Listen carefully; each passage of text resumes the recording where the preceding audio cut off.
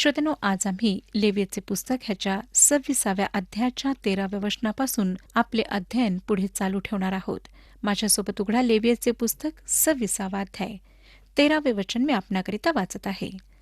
मी परमेश्वर तुमचा देव आहे. तुम्ही मिस्रांचे दास राहू नये म्हणूनच मी तुम्हाला मिस्र देशातून काढून बाहेर आणले. मी तुमची जोखडे मोडून तुम्हाला ताठ चालविले आहे. भविष्यातील आशीर्वादांचे अभिवचन भूतकाळातील भक्कम इतिहासावर, जेव्हा देवाने त्यांना मिस्रमधून बाहेर काढले होते, त्यावर आधारित आहे.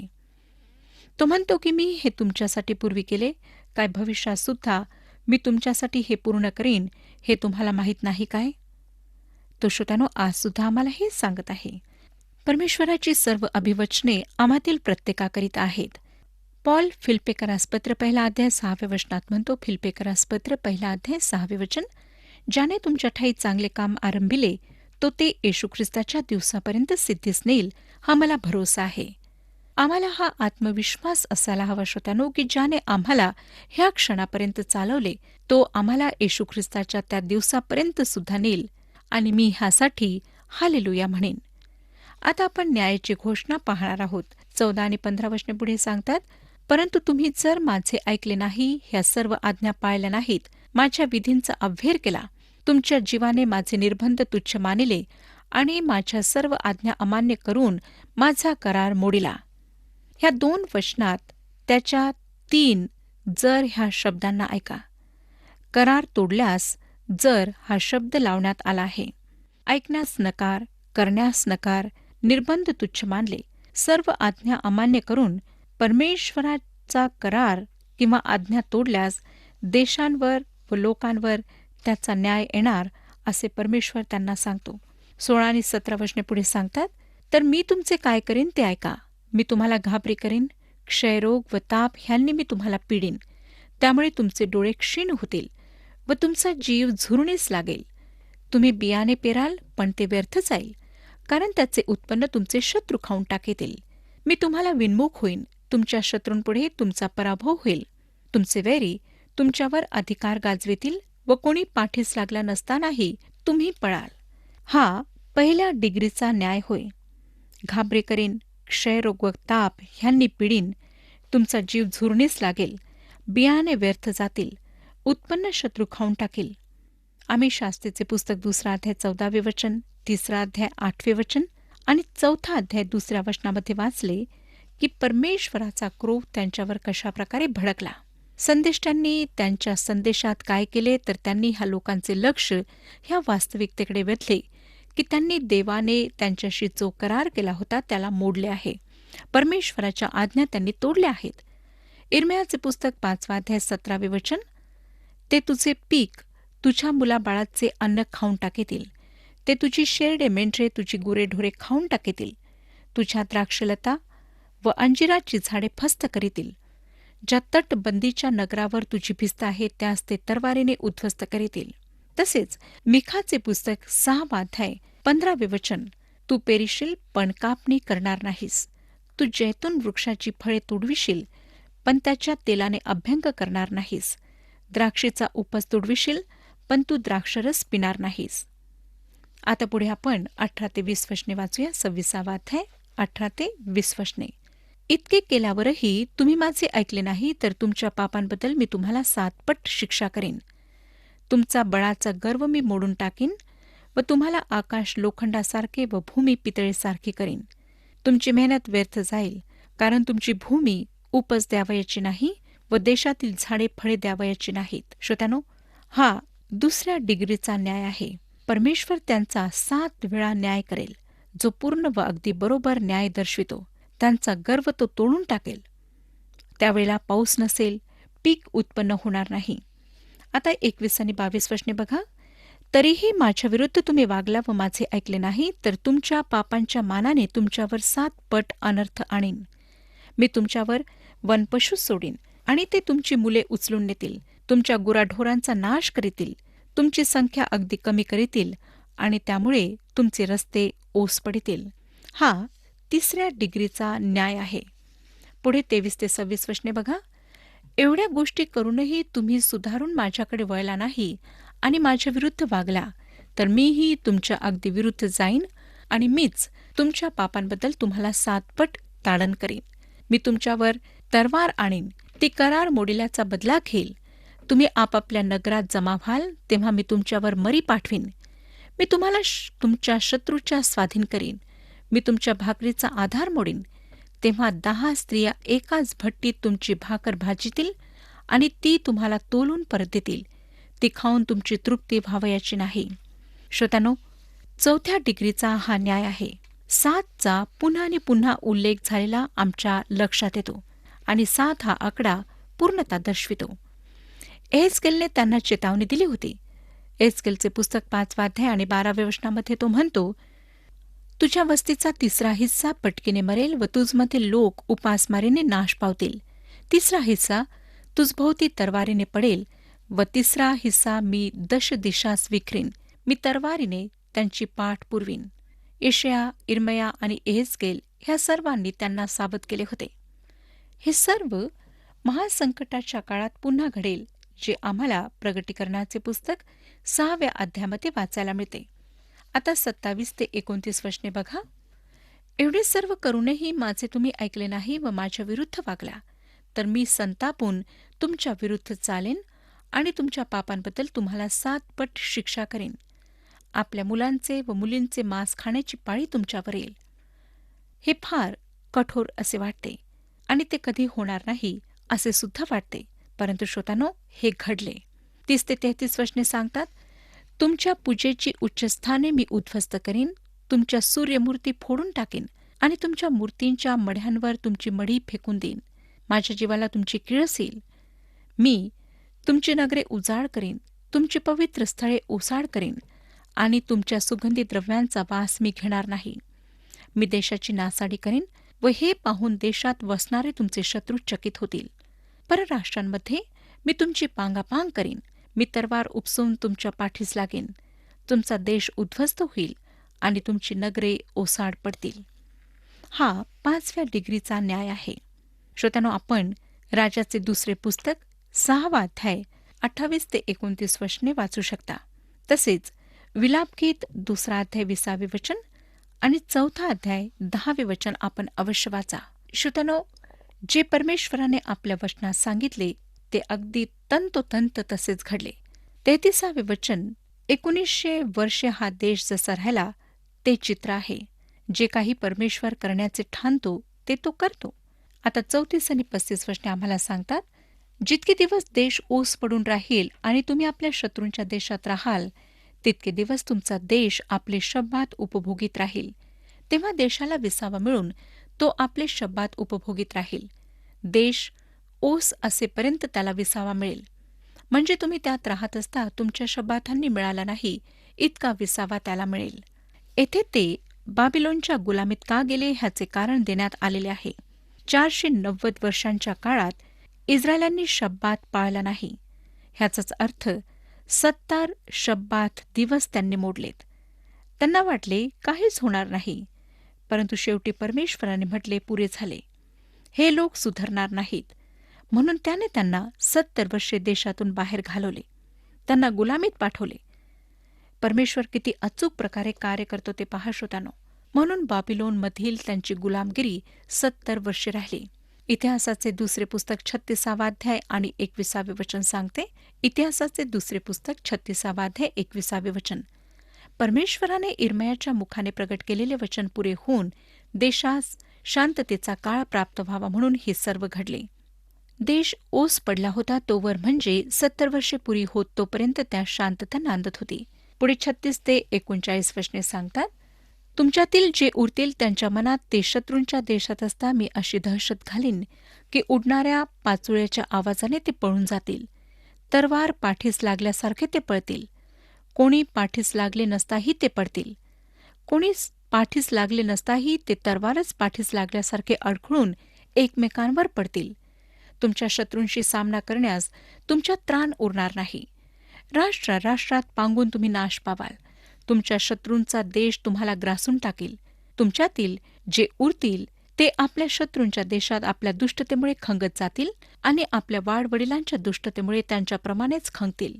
श्रोत्यानो, बाबिलोनच्या दासत्वानंतर यहुद्यांचे जे भविष्यातले चित्र आहे ते अगदी अचूक प्रकारे ह्या ठिकाणी देण्यात आलेले आहे. 40 ते 42 वचने, त्यांनी माझ्याविरुद्ध अपराध केला, ह्यात त्यांची व त्यांच्या वाडवडिलांची दुष्टता होय असे ते कबूल करीतील. तसेच ते माझ्या विरुद्ध चालले, ह्या कारणामुळे मीही त्यांच्या विरुद्ध होऊन त्यांना शत्रूंच्या देशात आणले असे ते कबूल करीतील. आणि त्यांचे अशुद्ध हृदय लीन होऊन ते आपल्या दुष्टतेचा दंड मान्य करतील. तेव्हा जो करार मी याकोबाशी केला तो मी स्मरेन. त्याचप्रमाणे इझाकाशी केलेला करार व अब्रामाशी केलेला करार ह्यांची मी आठवण करीन व त्या देशाचीही मी आठवण करीन. भूतकाळातील त्यांच्या अपराधांमुळे इस्रायलांचा त्या देशाशी जो संबंध आहे तो समाप्त झाला नाही.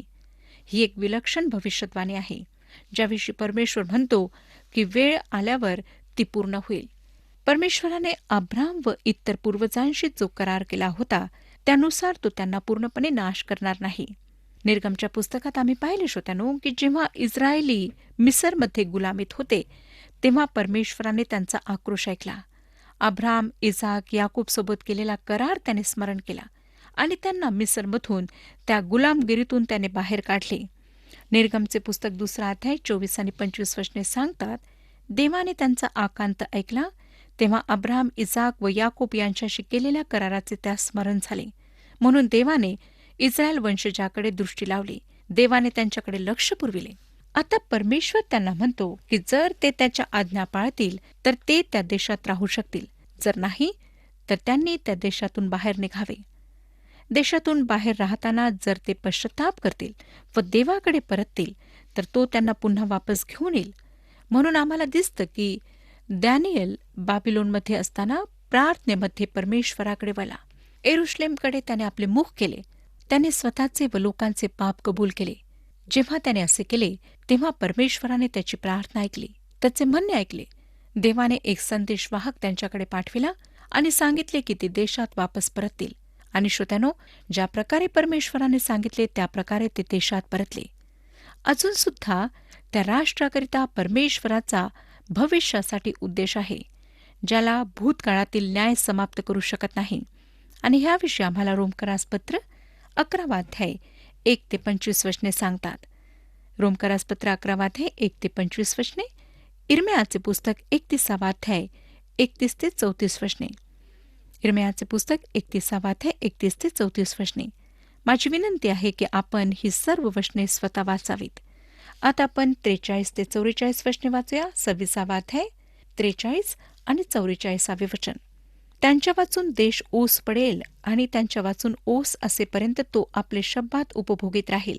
त्यांनी माझ्या निर्बंधाचा अव्हेर केला व माझे विधी तुच्छ मानले, म्हणूनच त्यांच्या दुष्टतेबद्दल केलेली शिक्षा ते मान्य करतील. इतके झाले तरी ते आपल्या शत्रूंच्या देशात असताना त्यांचा समूळ नाश करावा व त्यांच्याशी केलेला करार अगदी मोडून टाकावा, एवढा त्यांचा मी नकार करणार नाही, अथवा त्यांना मी तुच्छ मानणार नाही, कारण मी परमेश्वर त्यांचा देव आहे. हा पवित्र शास्त्रातील एक मनोवेधक शास्त्रपाठ आहे. काय हा भाग वाचल्यानंतर आपणाला असं वाटतं का की परमेश्वराचे ह्या राष्ट्रासंबंधाने कार्य संपले? ते संपलेले नाही. आता 45 आणि 46 वचने बघा. मी त्यांच्याकरिता त्यांच्या वाडवडिलांशी केलेल्या कराराची आठवण करीन, कारण मी त्यांचा देव व्हावे म्हणून मी सर्व राष्ट्रांदेखत त्यांना मिसर देशातून काढून बाहेर आणले. मी परमेश्वर आहे. जे विधी, निर्बंध व नियम परमेश्वराने आपल्या व इस्रायल लोकांच्या मध्ये सिनाय पर्वतापाशी मोशेच्या हस्ते ठरविले ते हेच होत. त्यांनी पॅलेस्टाईनवर परमेश्वराचा न्याय आणला, जसे आदमच्या पापामुळे संपूर्ण पृथ्वीवर न्याय ओढवलेला आहे. कारण परमेश्वराने त्यांच्या पूर्वजांशी करार केला होता, त्यामुळे तो त्यांना त्या देशात वापस आणणार होता व आपल्या अभिवचनाप्रमाणे त्यांना तो तिथे स्थापित करणार आहे. श्रोत्यांनो, ह्याद्वारे जे नियम देवाने त्यांना लावून दिलेत त्याच्या शेवटात आपण आलो आहोत. परमेश्वर मोशेद्वारे दिलेल्या 5 ग्रंथांना ह्या ठिकाणी पुष्टी देतो. असं वाटतं हे वचन ह्या पुस्तकाचा शेवट आहे, परंतु नाही श्रोत्यांनो. परमेश्वर त्यांचे पुन्हा आणि पुन्हा झालेले पतन, त्याचा त्यांच्याप्रती विश्वासूपणा आणि शेवटला विजय ह्याकडे पाहत आहे. मोशे त्यांच्यासाठी अनंतकालीन आशीर्वाद देऊ शकला नाही, जरी तो मध्यस्थ होता. दुसऱ्या कोणाकडे पाहण्याची आवश्यकता होती. आणि योहान कृष्णवर्तमान 1 अध्याय 17 वचनामध्ये याचे उत्तर देतो. तो म्हणतो, कारण नियमशास्त्र मोशेच्याद्वारे देण्यात आले होते, कृपा व सत्य ही येशू ख्रिस्ताच्या द्वारे आली. आता आपण 27व्या अध्यायाकडे वळूया. ह्या अध्यायात सांगण्यात आलेले सर्व नवस ऐच्छिक आहेत, ज्यांच्या मागे आज्ञा, विधी व नियम आहेत. जेव्हा परमेश्वराने त्यांनी एक पाऊल टाकावे अशी अपेक्षा ठेवली, तेव्हा स्वइच्छेने 2 पाऊल त्यांनी टाकावे हे निश्चित आहे. आणि हे धन्यवादी हृदयाचे प्रत्युत्तर आहे. तरी सुद्धा हे लक्षात घेणे महत्वाचे आहे श्रोत्यांनो, की देवाला वचन दिल्यानंतर ते पूर्ण करणे आवश्यक असते. पवित्र शास्त्रात हे अनेक वेळा प्रगट करण्यात आले आहे. स्तोत्रसंहिता 116 अध्याय आणि 12वे वचन पहा. परमेश्वराने माझ्यावर केलेल्या सर्व उपकारांबद्दल मी त्याचा कसा उतराई होऊ. प्रेषित पौलाने त्याच्या काळातील विश्वासणाऱ्यांना रोमकरास पत्र 12 अध्याय 1 वचनात लिहिले, म्हणून बंधुजन हो, मी देवाच्या करुणेमुळे तुम्हाला विनवितो की तुम्ही आपली शरीरे जिवंत, पवित्र व देवाला ग्रहणीय यज्ञ म्हणून समर्पण करावी. ही तुमची आध्यात्मिक सेवा आहे. तो ह्या ठिकाणी विनवित आहे, आज्ञा करीत नाही. प्रत्येक साधारण विश्वासणारा देवासाठी काही करू इच्छितो. तो देवासाठी काही करण्याचे वचन देतो. परंतु सगळ्यात गंभीर समस्या आहे वचन देण्यासारखे काहीतरी सापडणे. एक तारण पावलेली पापी व्यक्ती देवाला काय अर्पू शकते? हा अध्याय ह्या प्रश्नाचे आम्हाला उत्तर देतो. एकदा नवस केला की मग ती आज्ञा होते. नीतिसूत्रे 20 अध्याय आणि 25 वचन सांगतं, हे पवित्र आहे असे उतावळीने म्हणणे व असला नवस केल्यावर मग विचार करीत बसणे हे मनुष्याने पाशात पडणे होय. प्रथम आम्ही विचारपूस करायला हवी आणि आम्हाला माहीत असायला हवे की आम्ही काय करीत आहोत. आपण ह्याविषयी सभोपदेशक 5 अध्याय 4 ते 6 वचने वाचू शकता. सभोपदेशक 5 अध्याय 4 ते 6 वचने. काही अभिवचन नमूद असलेले व काही सर्वसंग परित्याग असलेले नवस आहेत. वेळेअभावी हा संपूर्ण अध्याय मी आपणाकरिता वाचू शकणार नाही, परंतु माझी आपणाला विनंती आहे की आपण स्वतः हा अध्याय वाचा. जर आपण परमेश्वराकरिता काही नवस केला असेल तर परमेश्वर त्या बाबतीत आपणाला जबाबदार धरेल. जर नवस केला आहे, देवाला वचन दिले आहे, तर ते पूर्ण करा.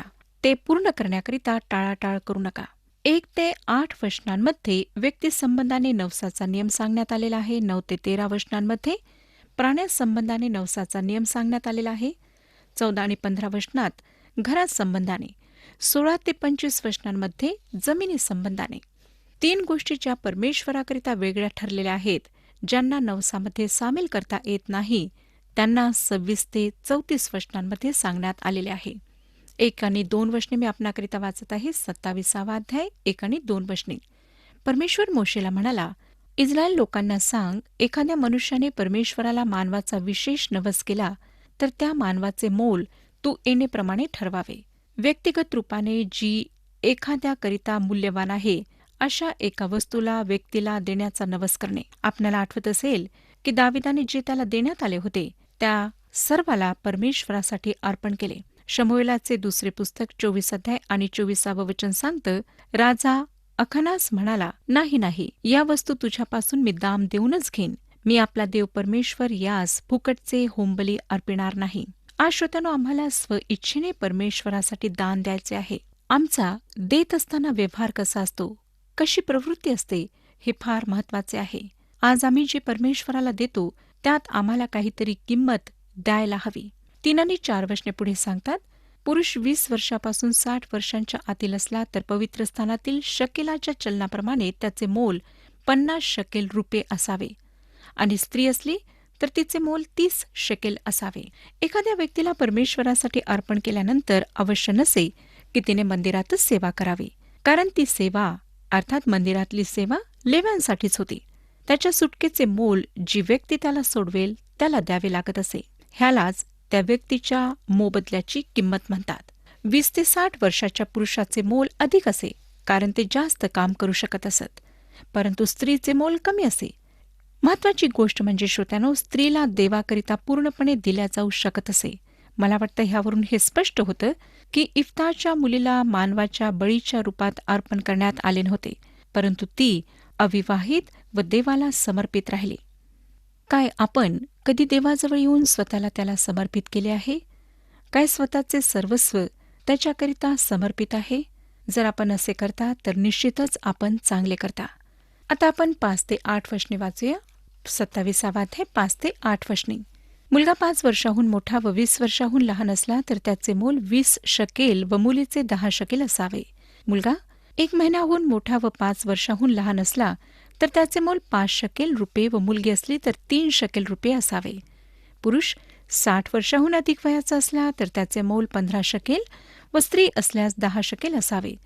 पण तू ठरविलेले मोल न देता येण्याइतका कोणी कंगाल असेल तर त्याला याजकापुढे उभे करावे आणि याजकाने नवसाच्या मानवाचे मोल ठरवावे. नवस करणाऱ्याच्या ऐपतीप्रमाणे याजकाने त्याचे मोल ठरवावे. सामाजिक दर्जा, पैसा किंवा सन्मान ह्याद्वारे किंमत ठरविण्यात आली नाही, परंतु वयोमानाप्रमाणे किंमत ठरविण्यात आली. काम करण्याची क्षमता किती आहे ह्यावरून किंमत ठरविण्यात आली. लक्षात घ्या श्रोत्यांनो की परमेश्वराने किती विलक्षण रीतीने गरिबांकरिता कामाची व्यवस्था केली, जेणेकरून ह्या ऐच्छिक सेवेत त्यांना सुद्धा भाग मिळावा. योग्य व समान किंमत जी ते देऊ शकत नव्हते, याजकांच्याद्वारे निश्चित करण्यात आली. ह्या ठिकाणी मानवाचा नवस करण्यासंबंधाने एक दुसरी लक्षात घेण्यासारखी गोष्ट आहे, ती म्हणजे सर्वसाधारणपणे मानवाच्या बाबतीत दुसऱ्या व्यक्तीकडून जर काम करून घेतले तर त्याला मजुरी द्यावी लागते. नवसाच्या नियमामध्ये हे उलट आहे. मानवाला परमेश्वराची सेवा करण्यासाठी द्यावे लागत असे. देवाची सेवा करणे खरोखर एक सुवर्ण संधी आहे. परमेश्वर म्हणतो, बदलू नये. जर आपण देवाकरिता काही करण्याचे ठरवले आहे तर त्यात बदल करू नका. आज आमच्यापैकी बरेच जण असे करतात. जेव्हा आम्ही देवाला वचन देतो तेव्हा देव त्याची दखल घेतो. लक्षात ठेवा की आम्ही खऱ्या परमेश्वराशी व्यवहार करतो. नंतरची वचने आपण स्वतः वाचा. श्रोत्यांनो, नवसामध्ये अशुद्ध प्राणी चालत असे, परंतु त्याला अर्पण केल्या जात नसे. याजक त्याची किंमत ठरवी. नवस करणाऱ्याने तो सोडविला तर त्या ठरविलेल्या मोलात त्याने 1/5 भर घालायची असे. घराविषयी जो नियम आहे त्यामध्ये घर कुठल्याही व्यक्तीची फार मोलाची व पवित्र भौतिक संपत्ती असते. तो त्याचा नवस देवासाठी करू शकत असे. मला वाटतं ख्रिस्ती लोकांनी आपले घर, आपली लेकरे परमेश्वरासाठी समर्पित करायला हवी. तो आपल्या घरात राहू शकत असे व घराचे भाडे परमेश्वरासाठी आणीत असे. आणि नंतर 16 ते 25 वचनांमध्ये जे नियम देण्यात आलेले आहेत त्यामध्ये फार अवघड अशी पद्धती आम्हाला आढळते. जमीन जरी देवाचीच होती तरी तिला परमेश्वराकरिता अर्पण करायचे होते. जमिनीची योग्यता अयोग्यता ती किती सुपीक आहे व योबेल वर्षाच्या संबंधातून ठरविण्यात येई. त्या समयी सर्व जमीन मालकाला परत मिळत असे. जर त्याने योबेल वर्षाच्या अगदी जवळपास ती जमीन देवाला अर्पण केली तर हे हिशोबात घेतल्या जाई. वास्तविक रूपात तो फार स्वार्थी पुरुष होऊ शकतो. कोणीही उधार घेतलेली जमीन देवाला अर्पण करू शकत नसे. परमेश्वराला मानवाचे हृदय चांगल्या प्रकारे ठाऊक आहे. मानवाचा प्रथम वत्स व प्राण्याचा प्रथम वत्स परमेश्वराकरिता ठरलेला असे, म्हणून त्याला नवसामध्ये पुन्हा देऊ केल्या जात नसे. देवाचे अधिकार लक्षात ठेवण्यावर देवाने भर दिला. ज्या गोष्टी परमेश्वरासाठी आधीच समर्पित होत्या त्यांना पुन्हा नवसामध्ये देऊ केल्या जात नसे. श्रोत्यांनो, दशमांश तिसरी गोष्ट आहे जो आधीच परमेश्वराचा आहे, ज्याला नवसामध्ये सामील करता येत नसे. ह्या वचनांद्वारे लेवीचे पुस्तक समाप्त होत आहे. ह्यावरून हे स्पष्ट होते की हा अध्याय पुरवणी नाही, परंतु ह्या पुस्तकाचा एक भाग आहे. नियमशास्त्राखाली परमेश्वर मानवाविषयी जो विचार करतो तो आहे. विश्वासणाऱ्यांनी परमेश्वराच्या कृपेबद्दल परमेश्वराला धन्यवाद द्यायला हवेत.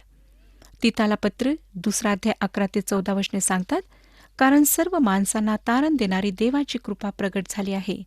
तो आपल्याला असे शिकवितो की धन्य आशा प्राप्तीची म्हणजे आपला थोर देव व तारणारा असा जो येशू ख्रिस्त, त्याचे गौरव प्रगट होण्याची वाट पाहत आपण अभक्तीला व ऐहिक वासनांना नाकारून सांप्रतच्या युगात मर्यादेने, नीतीने व सुभक्तीने वागावे. त्याने स्वतःला आपल्याकरिता दिले ह्यासाठी की त्याने खंडणी भरून आपल्याला सर्व स्वैराचारापासून मुक्त करावे आणि चांगल्या कामात तत्पर असे आपले स्वतःचे लोक आपणासाठी शुद्ध करून ठेवावे. परमेश्वर आपणा सर्वांस आशीर्वाद देवो.